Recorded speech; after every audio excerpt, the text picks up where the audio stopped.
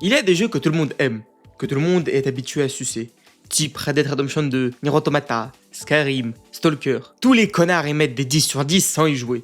Et pareil, depuis quelques années, il y a des jeux qui se prennent une vague de haine. Concorde, Highguard, Mixtape. Mais pour être plus exact, ça se passe depuis le drama Sweet Baby Inc. Bien que les intentions étaient bonnes, depuis ça s'est beaucoup perverti par les connards de Twitter, qui sont plus obsédés par des micro-détails politiques que les jeux eux-mêmes. Et un de ces jeux à avoir pris tarif, c'est Marathon. Un énième extraction shooter de merde, avec des héros à la con. Ah bah tiens, ça nous appelle Concorde ça, hein. Et Concorde, c'est de l'énorme bouse. En plus, Théma a ce style visuel à la con, on aurait dit des pétés. Ah, ces woke de merde, ils ne savent pas faire un jeu quoi. Je parie qu'il est déjà mort ce truc de merde. Attends, laisse-moi voir les Steam Charts un peu là. Attends, quoi? Marathon est le dernier jeu de Bungie, développé avec Sony pour améliorer l'état des jeux multiplateformes de Play. Parce que bon, il fallait bien boucher le trou qu'a fait Concorde dans leur budget. On a donc demandé à Bungie de sortir les vieux cartons moisis et de déballer Marathon. Si vous êtes un gourou des boomer shooters comme moi, vous connaissez la série Marathon comme le premier projet de Bungie. Un truc sci-fi impliquant des méga corporations, des guerres civiles et des IA surpuissantes. Bien sûr, c'était un peu louche, déballer une licence vieille de 30 ans et la réanimer en extraction shooter. Ça donnait l'impression qu'ils voulaient faire quelque chose à la hype, à la mode quoi pour les jeunes, mais quand même avec une réputation, pour ne pas que le jeu tombe dans l'oubli. Quand le jeu a été annoncé pour la première fois en 2023, les seuls qui chialaient étaient les fans OG de Marathon, en mode « Waouh, comment osez-vous saccager notre jeu comme ça ?» Mais vu que ces gens-là sont 10 dans le monde, personne n'entendait ces plaintes. Cependant, en 2024 est sorti l'ignoble Concorde, le Black Beast du gaming qui est mort aussi vite qu'une mouche. Et comme dans Blaze Blue, à sa mort Concorde a lancé une malédiction sur le gaming. Maintenant, tous les jeux qui ressemblent de près ou de loin à Concorde sont voués à être appelés Concorde 2.0. Ça a bien fait ses ravages, hein. Et malgré mon scepticisme au début, il y a une chose qui m'a pas fait oublier le jeu. La direction artistique. Je sais, c'est un sujet qui divise. Certains détestent, certains adorent. Moi, je fais partie de la deuxième catégorie. Je vais pas dire c'est beau. Enfin, c'est pas que c'est beau. Le bon mot, c'est plutôt impressionnant. C'est une renaissance du style Frutiger Aero.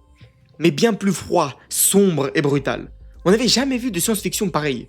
Et rien que pour ça, je suis prêt à garder un œil sur le jeu. Quand j'ai vu des chenilles robotiques qui traînent derrière elles du plastique pour construire un robot, j'en avais plein le froc, les mecs. Je sais bien que ça, c'est super subjectif. Et il y a pas mal d'avis négatifs par rapport à la DA. Et en plus de ça, en 2024, le jeu n'a vraiment pas de chance, vu qu'Ark Rider a été annoncé. Logiquement, le succès et l'amour envers Ark Rider auraient dû enlever le billet envers Marathon. Mais ça ne s'est pas passé comme ça. Ark Rider est devenu l'extraction shooter par excellence pour les casus qui ne veulent pas se casser les couilles à grind une seule quête. En plus, le jeu offrait pas mal de bons moments liés à la socialisation, ce qui est quand même impressionnant pour un extraction. Le truc c'est que les gens n'avaient pas besoin d'un extraction aussi rapidement. À la limite, revenait dans 1 an ou 2. Et ça, c'est un énorme échec pour Marathon. Parce qu'il devait être à la place de Ark Rider. Tout simplement parce qu'il devait sortir avant Ark. Mais sa date de sortie a été décalée parce que les retours après l'alpha test n'étaient pas bons du tout. Le bêta test n'était pas mieux non plus, vu que ça ne ressemblait absolument à rien avec des designs qui rappellent plutôt les maps de Unity. L'opinion négative grandissait après le licenciement du directeur artistique, les vols d'assets, ce qui est devenu une tradition chez Bungie on dirait, et des déclarations problématiques au sein du studio. Par exemple, au début, tout le monde chez Bungie était absolument contre le chat de proximité. Tout ça à cause de risques de toxicité. Oh, on dirait que quelqu'un découvre le jeu vidéo. Bah alors on veut transformer les extractions en un safe space. Mais vu qu'Ark Rider en a un, les devs étaient forcés d'implémenter cette fonctionnalité dégueulasse. Enfin bon, ça c'est sans compter qu'elle est complètement inutile et le jour de lancement, le truc ne marchait même pas. Bien que le problème a été fixé peu de temps après, le truc reste très peu utilisé.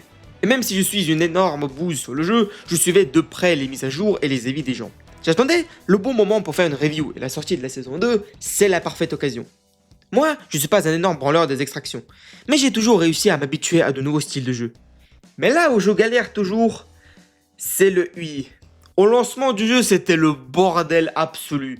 Des menus dans des menus, des écritures de partout, des ongles à tout va. Au début, c'était vraiment, mais vraiment incompréhensible. Je me perdais dans cette merde. Et étonnamment pour moi, Bungie ont tout réparé. Et je dois plus passer par 3 onglets pour aller dans l'armurerie. C'est quand même aberrant, hein, qu'il a fallu une saison à ces connards pour régler ce souci. J'ai l'impression qu'ils ont sous-estimé ce problème. Mais, bro, si vous arrivez à faire des animations de verture complexes, pourquoi votre UI puait du cul? Donc vous arrivez à inventer le fonctionnement du burger à boire, mais ajouter 2-3 boutons, c'est trop. Vous pourrez croire que si j'ai été si impressionné par le burger liquide, c'est que le jeu doit être nul. Et bah, c'est plutôt l'inverse. Le jeu a assez à proposer pour te motiver à relancer une partie. Rien que les quêtes ne sont pas là pour le fun. Chaque quête te récompense avec des trucs propres à la fraction. Mais aussi, vous montez en rang. Et monter en rang, vous déverrouillez des items que vous pouvez acheter. Donc, Marathon nous offre quoi les mecs? Allez, dites-le avec moi les fans Dark Rider. La progression! Qui l'eût cru? Ouais, la raison principale pour laquelle je critiquais Ark, c'est le manque de progression. Les quêtes qui mènent nulle part et qui offrent du loot médiocre. Marathon met une tarte monumentale à Ark Rider. Dites-vous, Bungie ont créé une ARG qui, une fois résolue, a marqué le lancement de l'archive Cryo. Un endroit étroitement lié avec le lore, hein, figurez-vous. Cette map propose du loot de ouf, des cosmétiques exclusives, des armes exclusives, et même un putain de boss qui lui aussi drop du loot. Bien sûr, ça ne vient pas sans effort. Déjà qu'il faut maxer les 6 fractions, vous ne pouvez pas y aller en loadout gratuit. Non, non, non, non, non. Il faut que votre attirail ait une valeur de 5000 crédits. Mais bon, j'en parle comme si j'y étais quoi, vu que je suis salmangaise. Donc je m'amusais sur les maps pour débutants. Et honnêtement, j'en ai eu plein le fion. Marathon dans son fonctionnement ressemble pas mal à un showdown. Le silence est très apprécié et celui qui a vu en premier a gagné. Par contre, pour avoir des récompenses, il faut faire autant de bruit qu'une casserole tombée à 3h du matin. Vu que tous les coffres sont équipés d'alarmes qui, en plus de ça, font un spectacle de lumière. Et pour le fun, tiens, il y a aussi des ennemis PvE qu'il faut tuer. Tous les joueurs ont été impressionnés par l'IA locale. Et il faut vraiment pas sous-estimer ces chiens. Ils sont nombreux, ont beaucoup de vie, des variations, un shoot de fils de pute, des grenades, ils peuvent esquiver, se mettre à l'abri. Et vous savez, avoir le contrôle de la situation quand il y a des bots, c'est très difficile. Des fois, tu peux te balader et se faire repérer par une tourelle random, ou des puces de merde qui vont pas te lâcher jusqu'à ce que tu les tues, ou carrément des putains de mines. Tout le temps, il y a des imprévus à la con. Et c'est là que vous comprenez qu'il faut bien s'équiper. Marathon propose certes des attirails gratuits, mais le contenu... il est juste ridicule. Des vieilles recharges fanées et une arme grise de merde. J'irais même pas dire que c'est le strict nécessaire, parce que c'est juste de la merde.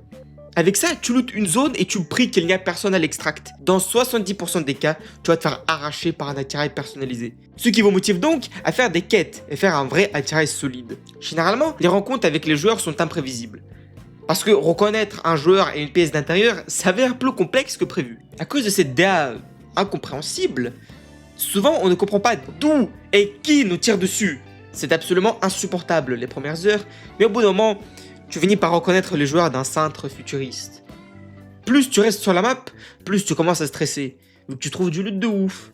On compte joueur après joueur, bot après bot, t'as de moins en moins de heal, mais l'extract est encore à l'autre bout. Les maps sont vraiment variées et proposent des styles différents pour tous les joueurs. La première map périmètre est la map pour les débutants, ou les mecs qui veulent chill. Elle est vaste, très ouverte et les A tombent assez facilement, avec des extractions simples. La deuxième c'est l'intermédiaire. Votre vision est obstruée par un brouillard, donc il est encore plus difficile de repérer les ennemis. Et puis, la troisième map, avant-poste, c'est vraiment le endgame. Ça se passe la nuit, dans des bâtiments étroits, et en plus de ça, de temps en temps, il y aura une pluie de feu qui va fondre vos cadres. Ce qui va justement vous pousser à vous cacher dans des battes. Mais dans les battes, il y a quoi? Des robots et des mecs.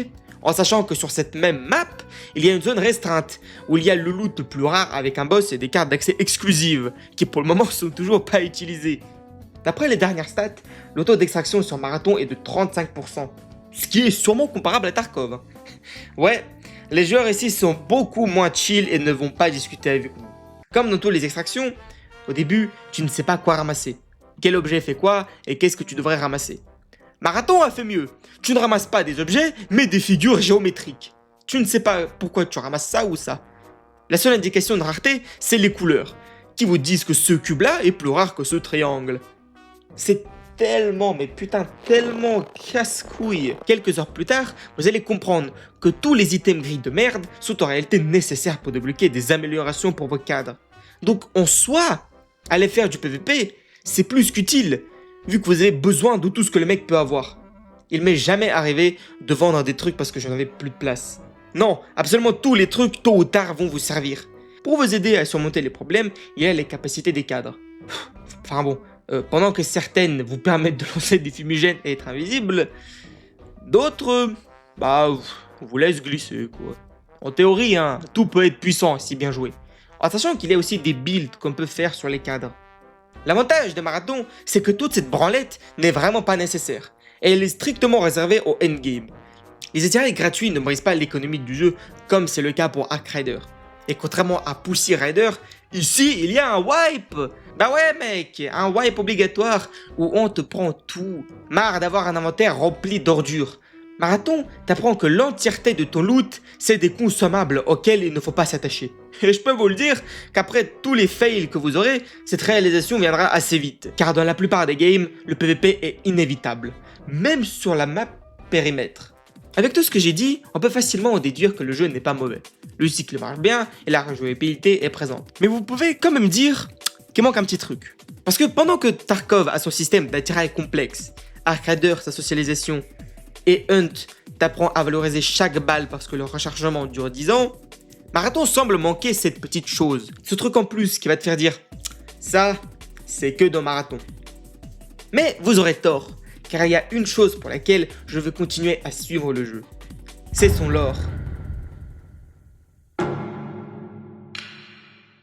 Le Marathon classique était un boomer shooter avec tous les éléments sci-fi qu'on connaît. Des races aliens avec des anomatopées à la place des noms et des délires de prédiction avec des conflits intergalactiques. Saupoudrés de petits commentaires sociaux, critiques de méga entreprises et complots mondiaux. Marathon proposait un cyberpunk, mais pas le cyberpunk qu'on est habitué de voir. Avec des ruelles sombres remplies de clochards sci-fi qui s'arrachent à la cyberdrogue et qui essayent d'atteindre le sommet. Non. Ici, c'est un monde poli et pratique d'une énorme imprimante 3D qui a des problèmes bien plus importants que la vie humaine. Nous, en tant que runner, on est immortels. Mais en échange, on a une dette à payer envers la corporation. La somme de la dette, elle reste inconnue. Dans la chronologie, Marathon 2026 se passe un siècle après la fin du premier jeu. Bien sûr, on pouvait pas se passer sans retcon. Mais si on garde en tête que le jeu original partait dans les délires d'univers parallèles, de boucles temporelles et plein d'autres trucs très pratiques pour laisser place à l'interprétation infinie, on peut dire qu'on n'a rien perdu. Le vaisseau Marathon et la colonie de Tau Ceti a déjà été ruiné. Tout le monde a disparu. Ne sachant pas ce qu'il s'est passé, les méga-corporations et les forces de l'humanité ont envoyé sur Tau Ceti leurs hommes pour essayer de reprendre le contrôle sur la colonie. Et en même temps, apprendre ce qu'il s'est passé sur le vaisseau Marathon. C'est notre point de départ, et de là l'histoire peut aller n'importe où. À ce que j'ai compris, le jeu sera un peu comme Helldivers 2, où il y aura des événements et les choix des joueurs auront leur impact sur le jeu. Mais si dans Helldivers les conséquences pouvaient être résumées à on a perdu une planète, on a capturé une planète, on s'attend à ce que les conséquences de nos actes sur Marathon affectent directement le lore. Et en sachant que Bungie ont déjà de l'expérience avec leur Destiny, je m'attends à des révélations chuteuses. Et j'ai très envie de voir Bungie réussir cette idée. Parce que plus je joue à Marathon, plus je me demande ce qui s'est passé ici. Mais pour cela, il faut que les gamers passent le cap. Et ça, c'est à Marathon de le faire. Si Bungie veulent que les gens changent leur avis, il ne faut pas que Marathon soit juste un bon jeu. Il faut que Marathon soit un excellent jeu, qu'il marche bien, et qu'il le fasse pendant au moins 6 mois. Qu'il nous propose du nouveau contenu, de nouvelles missions, maps, du lore et de nouveaux cadres. Et là, je sais pas trop s'ils vont réussir. Mais je l'espère sincèrement. Et vous en pensez quoi? Si la vidéo vous a plu, n'oubliez pas de vous abonner, de liker. Et sur ce, je dis au revoir aux vrais gamers.